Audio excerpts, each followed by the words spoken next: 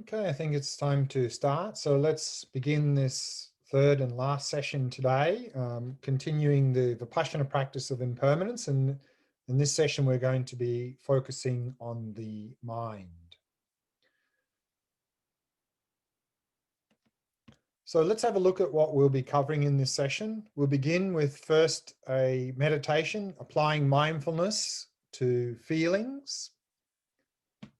So remember the four applications of mindfulness is first body, then feelings, then mind, then phenomena. So body, we've done a couple of meditations on already. We'll do one on feelings now, and then also mind, and then phenomena we'll do first meditation tomorrow morning.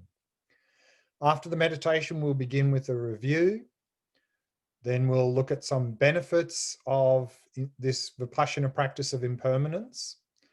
Then before we go to the Vipassana practice investigating the mind, it's a good idea to know what the mind is. So we'll give a little brief overview of the mind. Then we'll look at the actual practice, do a meditation, observing the mind, the impermanent nature of the mind, and then question answer, and then we'll finish with a dedication for the day. So let's begin with the meditation on feelings. So here again, we are applying mindfulness now to feelings to come to the insight of impermanence. And feelings here, it doesn't mean emotions. When we see the word feelings in Buddhism, it's not emotions. It's simply experiencing things as either pleasant, unpleasant, or neutral. It's coming from the Sanskrit term Vedana. So just a couple of comments on this from Alan Wallace's book, Minding Closely.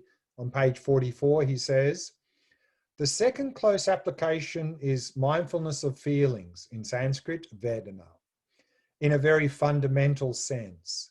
The usages of the word, of the English word feel are very broad, including expressions such as, I feel like chocolate ice cream, or you hurt my feelings. But the term Vedana is not a multifaceted, is not as multifaceted as the English term. It simply refers to our basic experiences of pleasure, pain, and indifference. We like, don't like, or don't care. When a feeling arises, it's the sheer sensation rather than the appearances that happen to occur simultaneously. Feelings occur in two domains, physical and mental. So here feelings can be physical. We can have pleasant, in the physical realm, the word Vedana is often translated as sensations. So here it's the same word, Vedana. So we can have pleasant feelings or pleasant sensations in the body, unpleasant in the body, pleasant, unpleasant feelings in the mind. So both physical and mental is within feelings here. And then just a little bit more on the next page, he says, why are feelings selected as the second object or domain for this practice? And he says, the answer is, we closely apply mindfulness to feelings because we care about them intensely. We will endure extreme hardships to indulge in certain feelings and avoid others. Because we care so much, closely applying mindfulness to feelings, that is, understanding how they arise, how they are present, how they dissolve, and how they interrelate with appearances, is worth a good deal of careful examination. Feelings manifest as soon as we become aware of our bodies in space and time. Here I am physically, and then, ouch, that hurts. Pleasure and pain catch our attention immediately, making it natural to focus upon, probe, and understand feelings as a second object of mindfulness. So that's what we're going to do in the meditation now.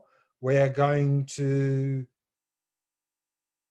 observe feelings. And again, feelings can either be physical or mental.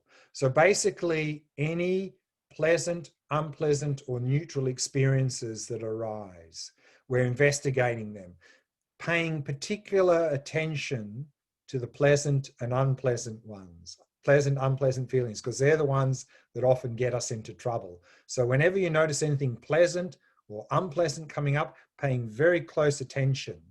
And again, the question is, are any of these feelings or sensations stable and unchanging, or are they changing moment by moment? So that's the meditation we're going to do now. So let's do that practice. So finding a nice comfortable posture, let's begin.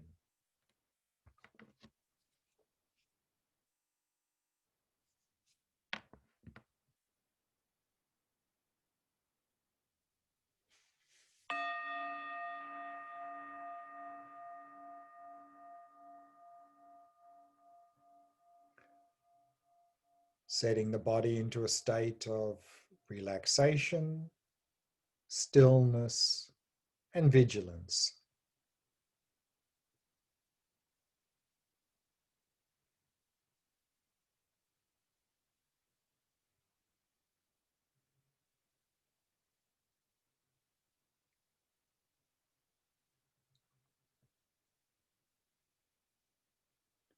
And softening and relaxing all the muscles in the face. All the muscles around the eyes, soft and relaxed.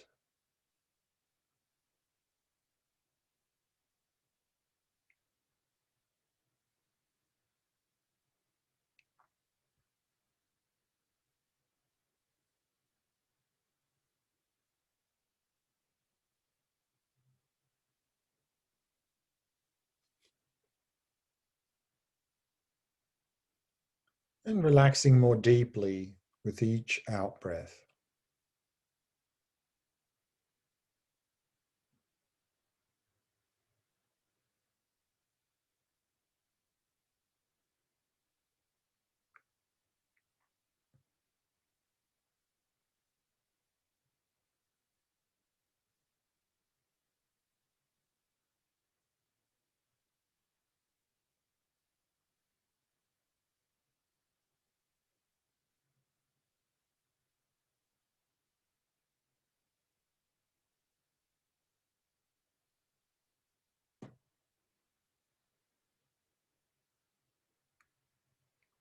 And setting the mind in a state of ease and relaxation.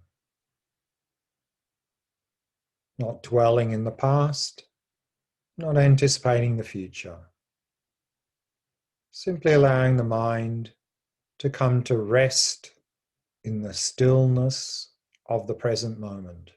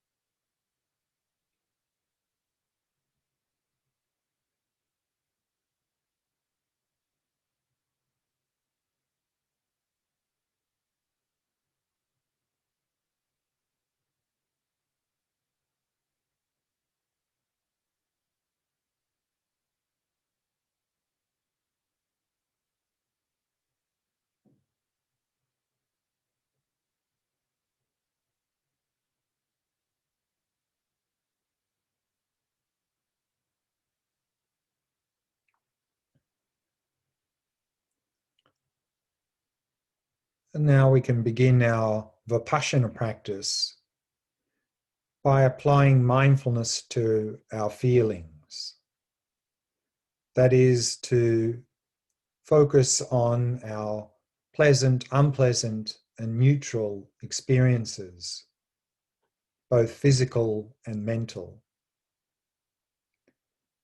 On the basis of the question, are any feelings stable and unchanging, or are they changing moment by moment?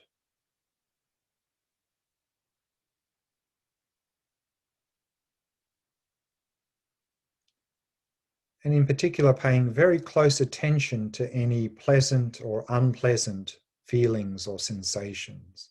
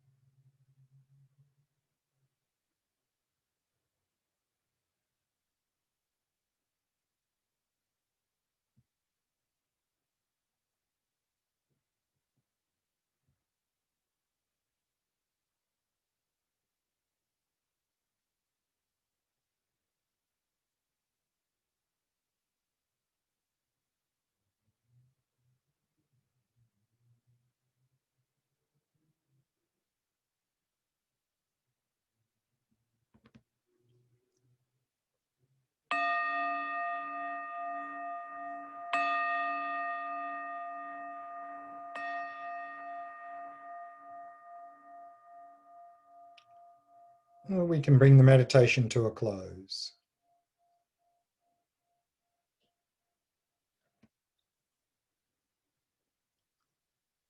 Let's begin with a short review.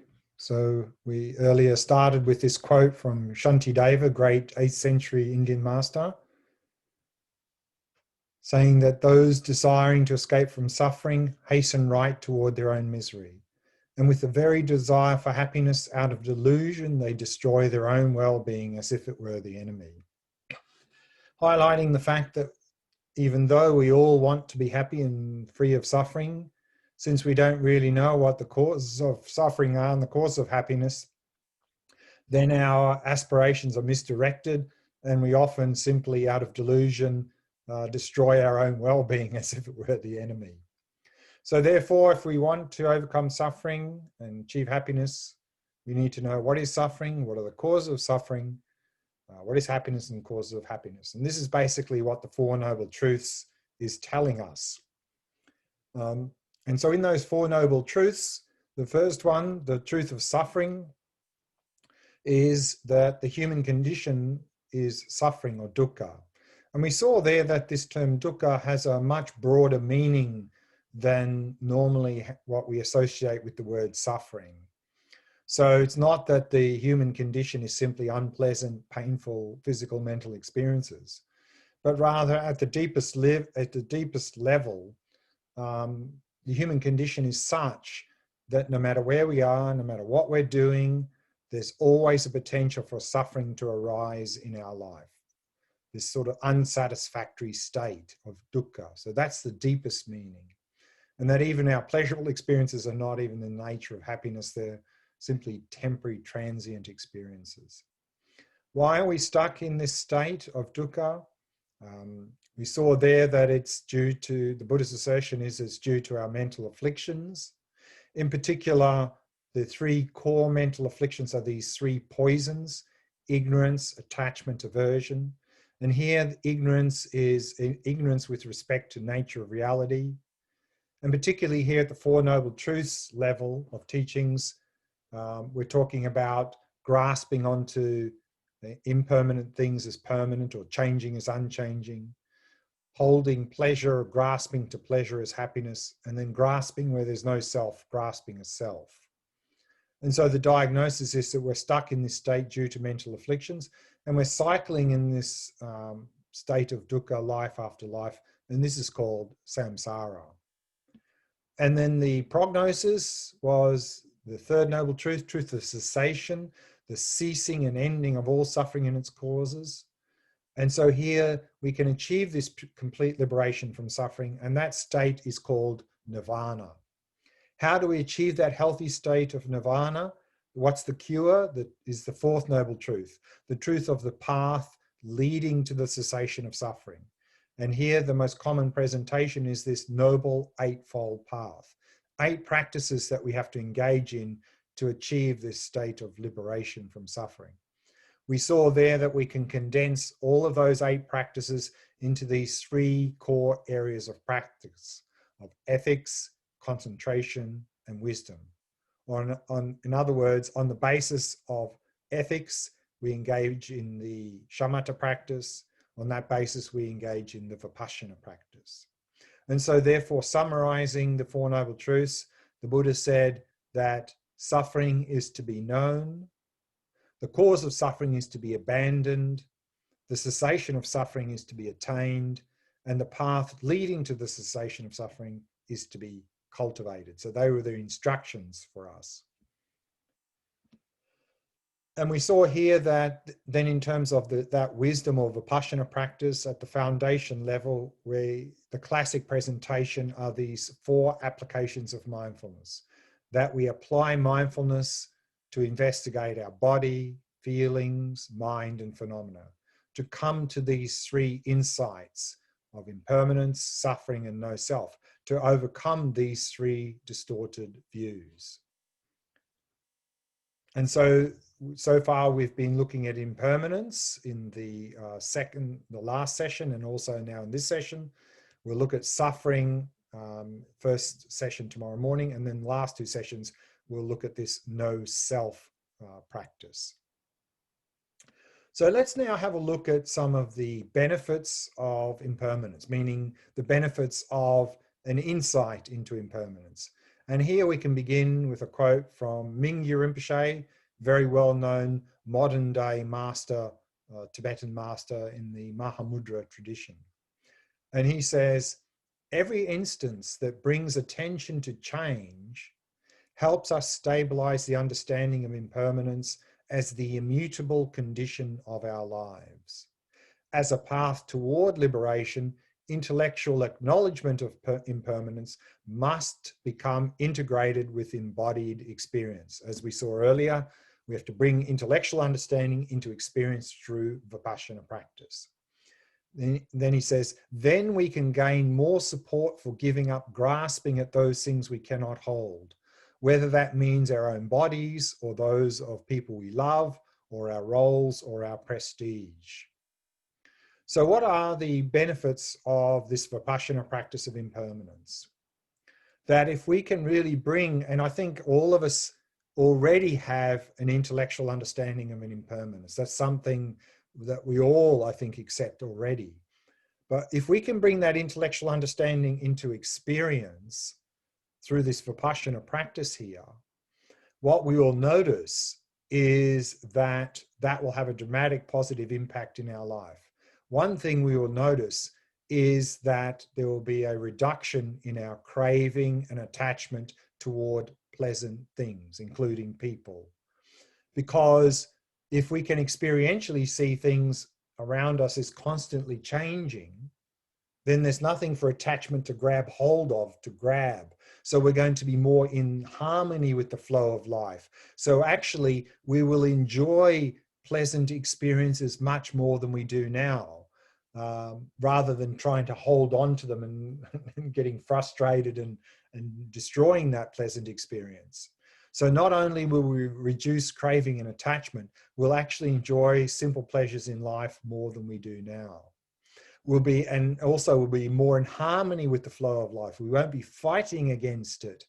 So therefore, we will be able to use that flow of life to our advantage. Remember, impermanence is good news. The fact that things change means we can change, we can improve, we can become a better person, we can become more kind and compassionate, we can reduce and eliminate our mental afflictions and suffering. And this insight into impermanence also is really very helpful as a basis for the other three insights that we're going to look at in this and the following Vipassana retreat. Because if we can come to an insight into impermanence, that's going to be very helpful into coming to an insight into suffering, the human condition, that will stop grasping onto pleasure as happiness, because we'll see that it's transient, it's temporary. So that's really going to be a very good basis for coming to this insight into dukkha or suffering.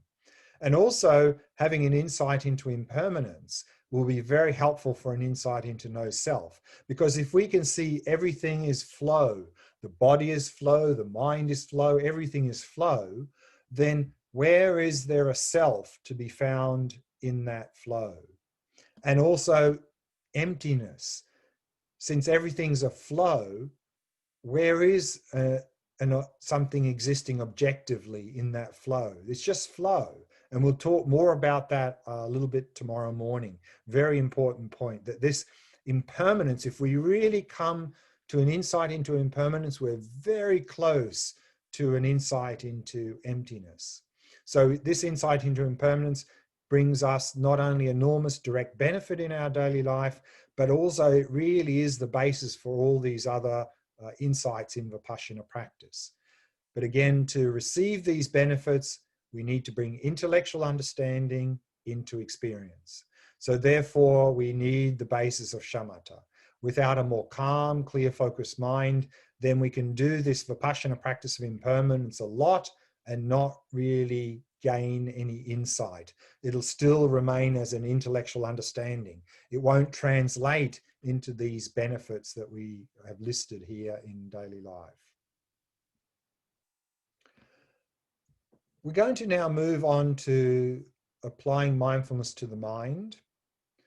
But before we do that meditation, it would be very helpful to understand what do we mean by the mind. So I'd like to give a very brief presentation of the mind. Now here when we talk about mind, there's a number of different terms that are used. Mind itself is a very sort of generic, general term, and that is a translation of the Sanskrit term chitta. But also we see a number of other terms used here in this context. One other term that's commonly used is consciousness, which is a translation of the Sanskrit term vijnana. Then we also, there's another term, intellect, or sometimes there's a more technical term, mentation, which is a translation of Sanskrit term manas. And then another word that's used a lot is the word awareness, which is a translation of the word vidya. So mind or chitta is a sort of the more general term. Consciousness is sort of used in the sense of knowing or perceiving, whereas intellect, mentation is more about thinking, conceptualizing, and awareness, to be aware, is also about knowing and seeing. All of these terms, mind consciousness, particularly mind consciousness and awareness, in a sort of general sense of being a knower, these terms can be equivalent. So often when we speak very generally, the terms mind, consciousness, awareness, we can use interchangeably, but they have their own unique meaning, and in certain contexts, they take on a very specific meaning. For example, this term awareness is used in many different ways in Buddhism, particularly in Tibetan Buddhism. And unfortunately, different translators translate different Sanskrit terms with the same word awareness. So it gets very confusing. So when someone uses the word awareness, we have to dig a little bit to understand how are they using this word awareness. And for example, in the Dzogchen and Mahamudra systems of practice within Tibetan Buddhism, nature of mind practices, then in those systems, when they use the word mind and awareness, actually these two words are mutually exclusive, meaning if it's the mind, it's not awareness. If it's awareness, it's not mind. Because in these systems, when they use the word mind, they're really talking about conditioned mind, conceptual mind, coarse and more subtle and more coarse level of mind. Whereas when they use the word awareness, they're talking about unconditioned consciousness, the very most subtle level of mind. So these two words, mind and awareness, in those systems, if it's one, it's not the other, because they're talking about different levels of mind. And we'll talk about these levels of mind shortly. So that's just a little bit about terminology. So let's have a look at now the mind. So we can start with a simple definition of the word mind, of the term mind. And often the definition we see is a very simple definition, is that the mind is that which is clear and knowing, or sometimes translated as that which has clarity and awareness. And so in this two-word definition, the first word is describing the entity. The second word is the function. For example, the definition of fire is hot and burning. So the first word, hot, is the entity. What is the entity or nature of fire? Is heat. And the second word, burn, hot and burning. What does fire do? It burns. So therefore, similarly here with the mind is clear and knowing. So what's the entity or nature of mind? Is that it is clear or has clarity. What does the mind do? What's its function? It knows, it is aware. So this word clear or clarity has two implications, that the mind being clear or having clarity. One is that the mind is not physical. So from a Buddhist perspective, the mind is not the brain. It's not the brain, a property of the brain or function of the brain. They're very closely related, but the mind is non-physical. It's not the brain. And clear or clarity also implies, because the mind is clear or has clarity, therefore appearances can arise in the mind. A little bit like the fact that because a mirror is clear, reflections can appear in a mirror. because the mind is clear or has clarity, therefore thoughts, emotions, appearances, and images can appear in the mind. What does the mind do? What's its function? It knows, it is aware, it engages in those appearances. So that's a very simple definition of mind in Buddhism. In terms of what is the nature of the mind, here we can talk about conventional nature and ultimate nature. So the conventional nature of the mind is simply the fact that the mind is clear and knowing, or has clarity and awareness. And this conventional nature of the mind is something that we realize through shamatha practice. In other words, simply by observing the mind, we see directly the clarity and knowing qualities of the mind. They become very evident to us. So we realize the mind as being clear and knowing through shamatha practice. The ultimate nature of the mind is, we realize that through vipassana practice, because here we have to investigate, and we investigate the mind to come to realize emptiness, that the mind, like everything else, is empty of independent existence. It does not exist objectively, it does not exist from its own side. And so this ultimate nature of the mind, being emptiness, is something that we're going to look at in the vipassana practice in the next retreat, the vipassana practice of emptiness. Now, when we talk about the mind, we can look at the mind in a number of different ways. Now, one way we can look at the mind is in terms of the objects that we perceive with the mind. So with the mind, we can perceive the 5 sense objects: visual, sounds, smells, taste, tactile, the 5 sense objects. But also with the mind, we can be aware of mental objects. We can perceive mental objects, thoughts, emotions, memories, and so forth. So since we have 6 types of objects that we can perceive, then we can talk about the 6 consciousnesses. So for example, the mental consciousness is the aspect of the mind that can perceive mental objects, i.e. thoughts, emotions, and so forth. The visual consciousness is the aspect of the mind that can perceive visual objects, and so forth. So when we talk about these 6 consciousnesses, we're not talking about 6 minds. We're talking about 6 aspects of the mind. So that's one way of dividing up the mind in terms of the objects that we can know and perceive with the mind.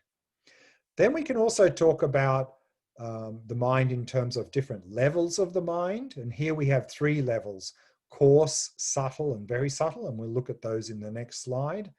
And then the last thing is in terms of functioning. How is the mind function? And here we can talk about what's called primary mind and mental factors, a little bit Buddhist psychology. But first, let's have a look at the levels of the mind. We can talk about 3 levels of mind. The coarse level of mind, which is equivalent to, in psychology, the psyche, is the mind that's active now, the thinking mind, the conceptual mind, and conceptualizing discursive mind. That's the mind that's active now, is the coarse mind. But then we can talk in Buddhism about a more subtle level of mind. And this more subtle level of mind, sometimes called substrate consciousness, is the ground state of the coarse mind. It's the level of mind from which all mental events emerge and dissolve back into. And this level of mind is what we access through shamatha practice. That even within the coarse mind, we can talk about many levels of coarse mind. For example, within psychology, we can talk about conscious and subconscious or unconscious. So that whole bandwidth is within the coarse mind. And so what we do, and we have this threshold where we mentioned in the earlier retreat, rather, that we only are aware of now very superficial mental activity, and there's a threshold below with which we don't notice subtle mental activity. So that's all within the coarse bandwidth of mind. In doing shamatha practice, that threshold goes down, meaning we become more and more aware of more and more subtle mental activity in the mind. That's all coarse. And then eventually we'll drop below that down into this subtle level of mind called substrate consciousness. That's the level of mind we gain access to through shamatha practice. That's a very much more calm, clear, focused mind. That's the mind, level of mind we use in the Theravada and the Mahayana Buddhist traditions as a basis for Vipassana practice to come to insights into reality. But here we can also talk about a much deeper level of mind, the very subtle level of mind, sometimes called primordial consciousness, also in other traditions called the mind of clear light, pristine awareness, Rigpa, it's given many different names. This level of mind is the ground state of consciousness. And this level of mind is the unconditioned mind, meaning it's atemporal and non-local, meaning it's beyond time and it's not individuated. All consciousness arises from this level. And this level is accessed through Vajrayana or Tantra practice. And it's this level of mind that we use in Tantra or Vajrayana level of practice to move along the spiritual path. So we can talk about these three levels of mind. The deeper the level of mind we gain access to, the more powerful. And so in shamatha, we're trying to gain access to the subtle level of mind and use that in Vipassana practice. And in Tantra Vajrayana, we're trying to gain access to the very subtle level of mind and use that in our insight practice. So that's very briefly levels of mind. And then in terms of functioning of the mind, we can talk about primary mind and mental factors. We can divide up the mind into these two parts.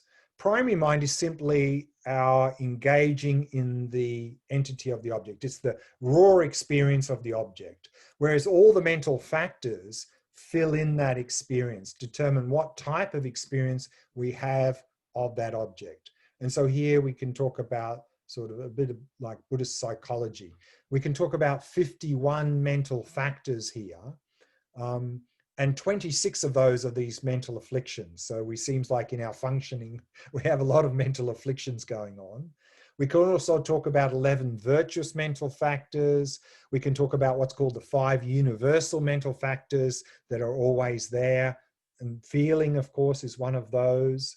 We can talk about object determining mental factors, which when they're functioning, the object we know clearly and well, and changeable mental factors as well. So we won't go through those, but what we can see here is there are a lot of mental factors which will determine what type of experience we have of the object, how our mind is functioning. Is it virtuous? Is there a lot of mental afflictions? Are we focused on the object? Are we distracted from the object? And so forth. And so we see here, mindfulness is one of these mental factors. Also, feeling here, which we looked at in the meditation, is a mental factor. And wisdom is a mental factor. All of these mental factors, whether they're present or not, will determine the quality of our experience of the object. This is a whole topic in itself, particularly in Tibetan Buddhism, called Lorig, Minds and Awarenesses. And it's a big subject matter, and it's very helpful to study this to really get an appreciation of how our mind is functioning. And because if we know how our mind is functioning, we can then work with the mind and get rid of the dysfunctional part of the mind and improve, making sure that it functions better and better and more accurately in accord with reality. And so that brings us now to the actual practice. And so now what we're going to do is we're going to apply mindfulness to the mind. So when we say the mind, means that we are going to observe the mind and whatever mental events arise in the mind. So we're going to observe any thoughts, emotions, memories, mental images that come up in the mind. And so we're going to, again, come to see, is there anything in our mind that is, the question on the basis of which we're going to apply mindfulness to the mind, is there anything stable and unchanging in the mind, or is everything changing moment by moment? So the basis for this Vipassana practice, the shamatha practice equivalent to this, would be the shamatha practice observing the mind. And so we saw there in the shamatha practice observing the mind, i.e. observing our thoughts, emotions, and so forth, the general recommendation was to have the eyes open, either naturally or partially open. So similarly here, when we do this Vipassana practice, we can do likewise. If you find that quite distracting, then you can close your eyes when you do this practice. But again, very much recommended to have the eyes open as we did in the shamatha practice. So that's what we're going to do now. We're going to investigate the mind and see if there's anything stable and unchanging, or is everything changing moment by moment, simply by observing the mind and whatever arises in the mind. So if you'd like to find a nice comfortable posture, let's begin that practice now.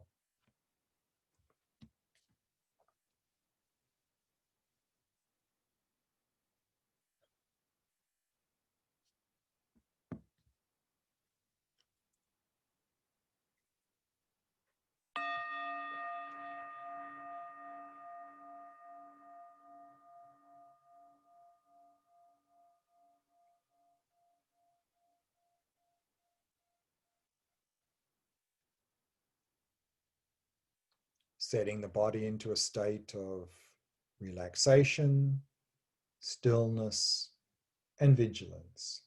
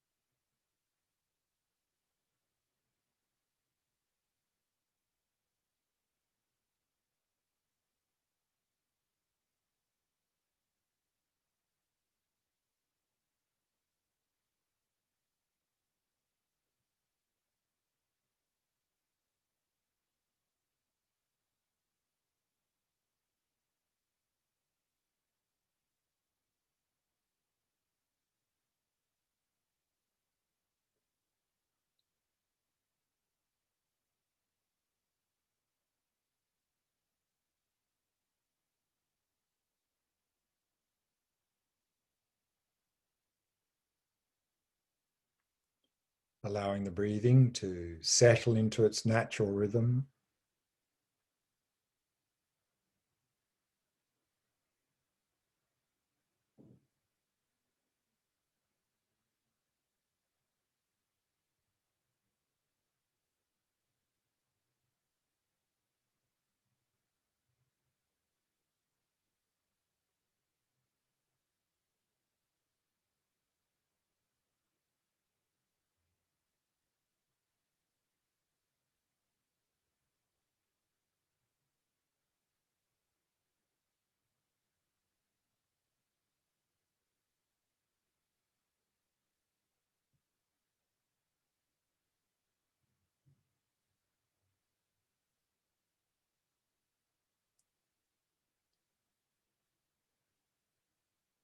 And allowing the mind to come to rest in the stillness of the present moment.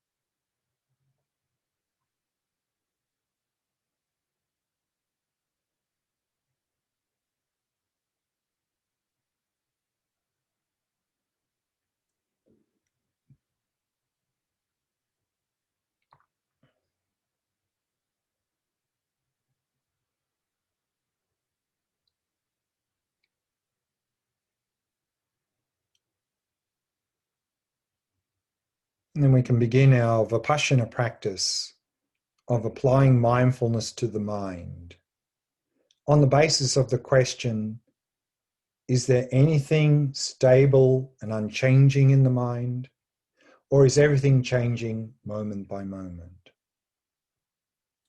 So allowing your eyes to be at least partially open, resting your gaze in the space in front of you, keeping the eyes soft and relaxed. And then bring your attention to your own mind and observe your own mind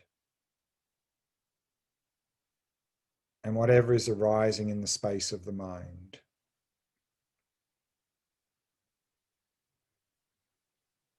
Observing any thoughts, emotions, memories, mental images that appear in the mind.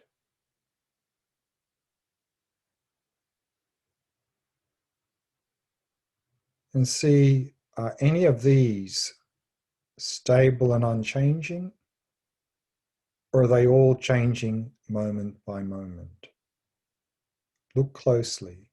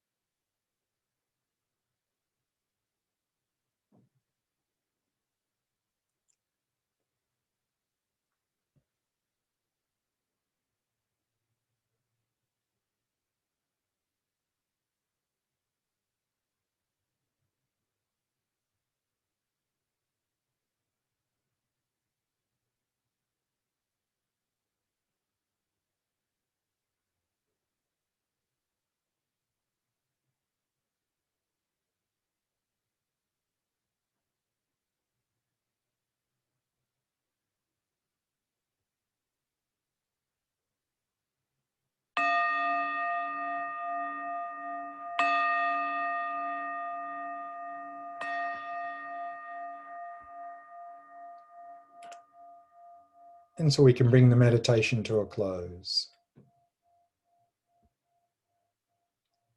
So we've got some time for question answer now. So any questions?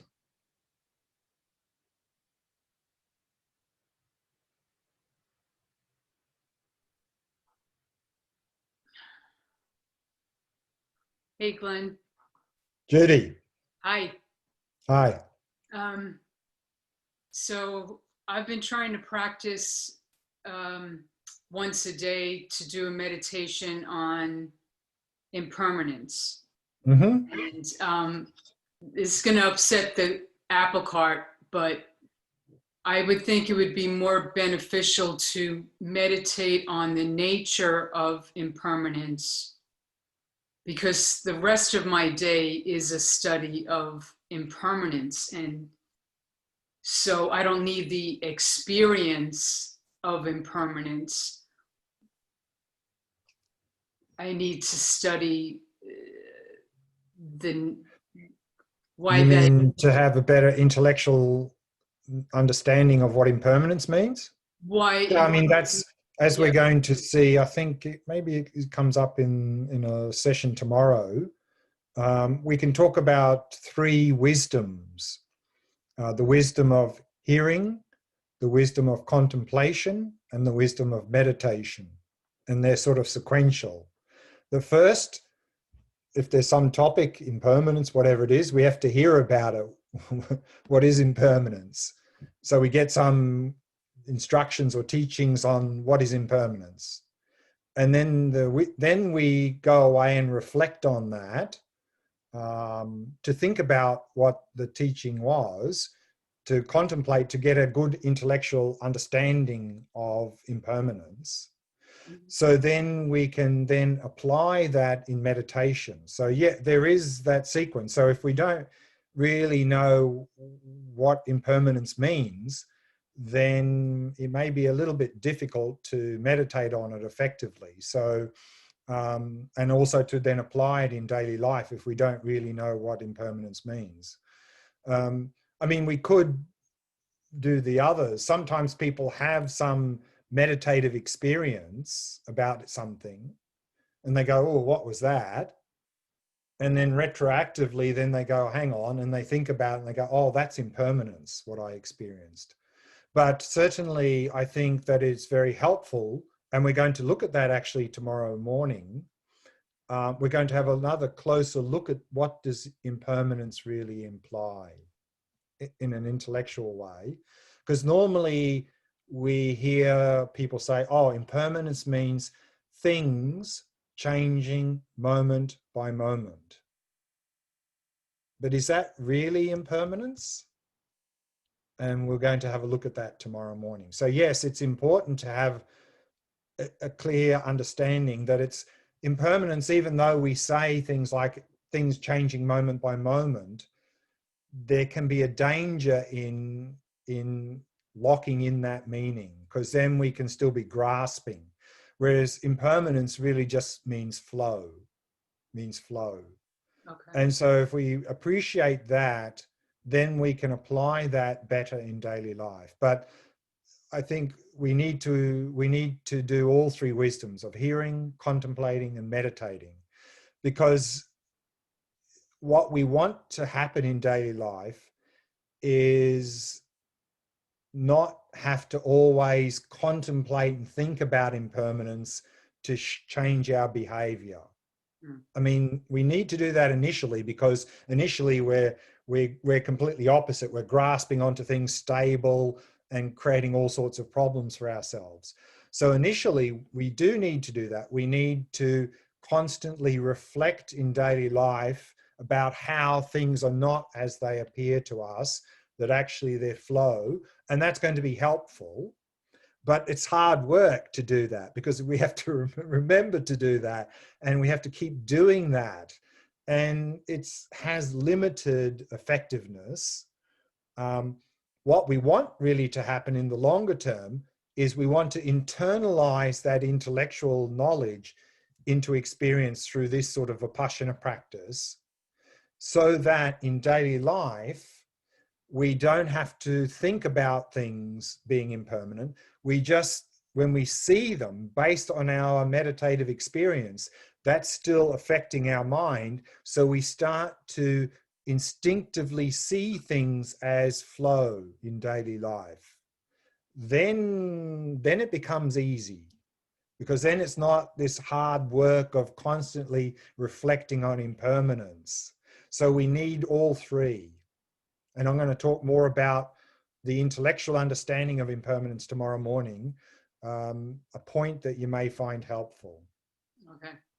Okay? I've been stuck in that thing for possibly 10 years of like the contemplation of it. And it's like, okay, let's get to work now. So got it. Yeah, I understand. yeah. Thank you. Okay, thanks, Judy. We've got time for one or two more questions, if anyone has.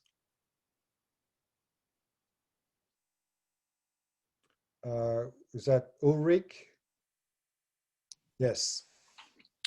Hi, Glenn. Yeah. What I experience is that I want to engage with my object of meditation, whatever it is.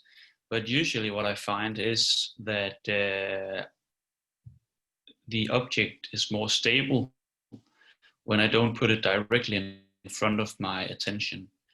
It kind of reminds me of seeing something with the lights very low, like in the middle of the nighttime, and you see a very dim light. You see it more easily out in the periphery of your gaze than you do when you see it directly in front of you. So take for instance, when you want to examine objects of the mind, I find it that they appear more easily and more stable if I at the same time engage with the breathing. Do you have any comments on this? A couple of things. One is that if we are, so, you know, to be able to investigate or analyze something, we need to look at it very closely.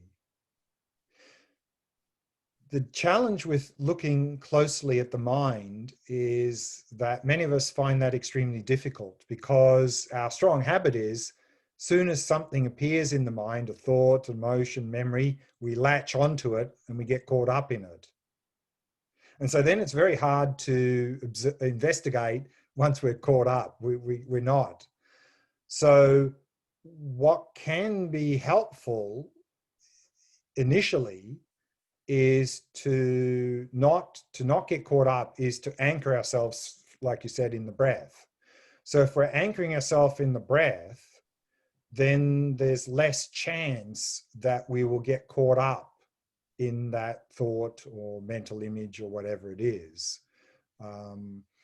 But by doing that, then we are not paying close attention to it, which means that it will be more difficult to see, for example, its transient nature, because we're not paying close attention to it. A little bit like, you know, when what would be an example? If we're not paying close attention to some visual object, maybe it's subtly changing. Like, let's say, I don't know, something that's moving very subtly, but if we're only noticing it out of the corner of our eye, it'll seem like it's static and unchanging because we're not paying very close attention to it. But if we're 100% attending to it, we'll start to notice, oh, actually there's some subtle movement going on there. So therefore, if we really want to come to these insights, we need to pay very close attention, because now it's because of not paying close attention that we distort reality, because things which are actually changing seem to be unchanging because we're not paying close attention to them.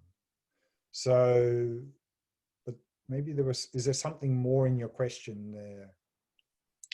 I think I'm missing something in your question. I think you answered pretty well.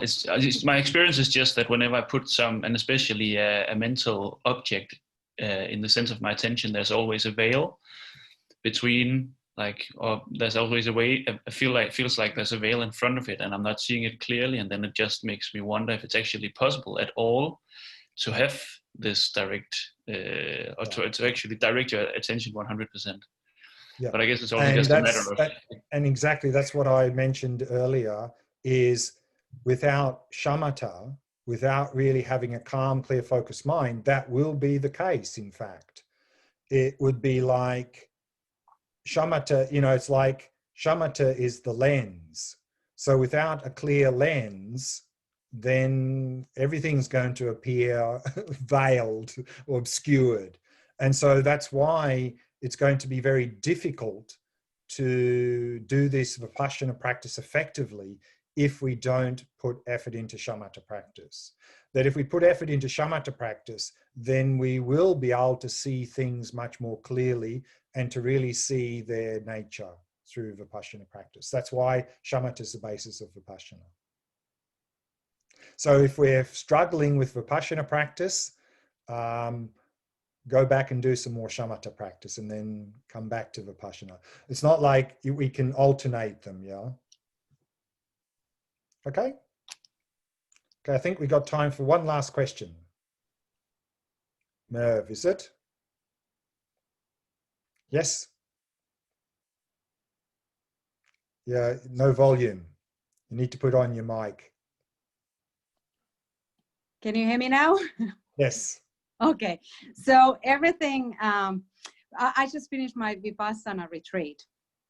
I was in Nalanda, and what exactly happened is everything what you've been describing, because I've been doing calm abiding practice as well, and obviously not long enough, because even with the teacher, actually what happened with the group was that, we found it so hard to do Vipassana. Exactly. So it was exactly that, you either have to have breath or mind and its content. Is that the right word?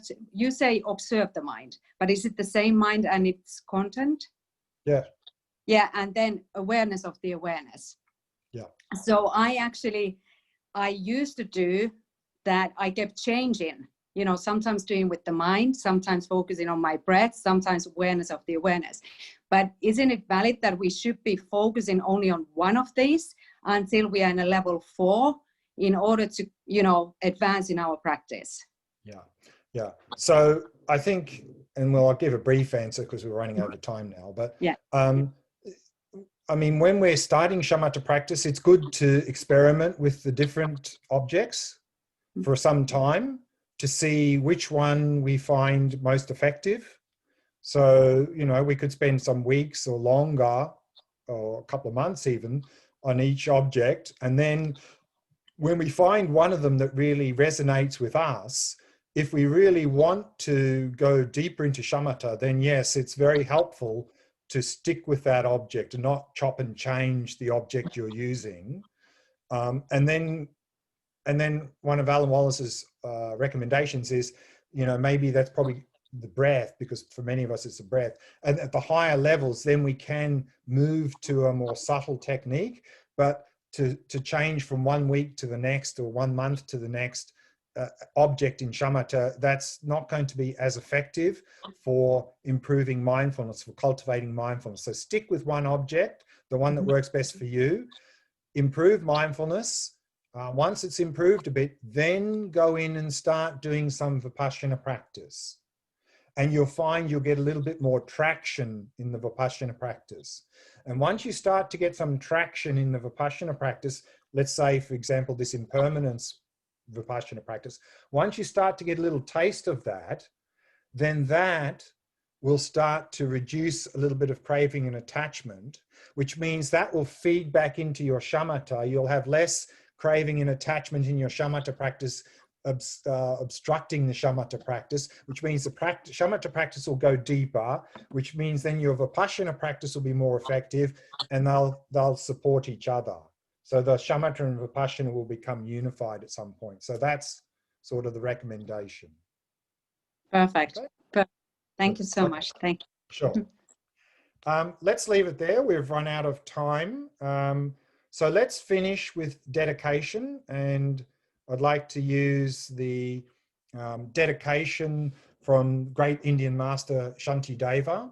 So let's just dedicate our efforts today from all the things we did today on the basis of this dedication prayer. May all beings everywhere, plagued by sufferings of body and mind, obtain an ocean of happiness and joy by virtue of my merits. May no living creature suffer, commit evil, or ever fall ill. May no one be afraid or belittled with a mind weighed down by depression. May the blind see forms and the deaf hear sounds. May those whose bodies are worn with toil be restored on finding repose. May the naked find clothing, the hungry find food. May the thirsty find water and delicious drinks. May the poor find wealth, those weak with sorrow find joy. May the forlorn find hope, constant happiness and prosperity. May there be timely rains and bountiful harvests. May all medicines be effective and wholesome prayers bear fruit. May all who are sick and ill quickly be freed from their ailments.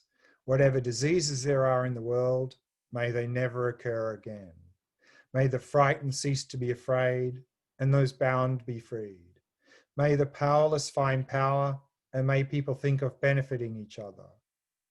For as long as space remains, for as long as sentient beings remain, until then may I too remain to dispel the miseries of the world.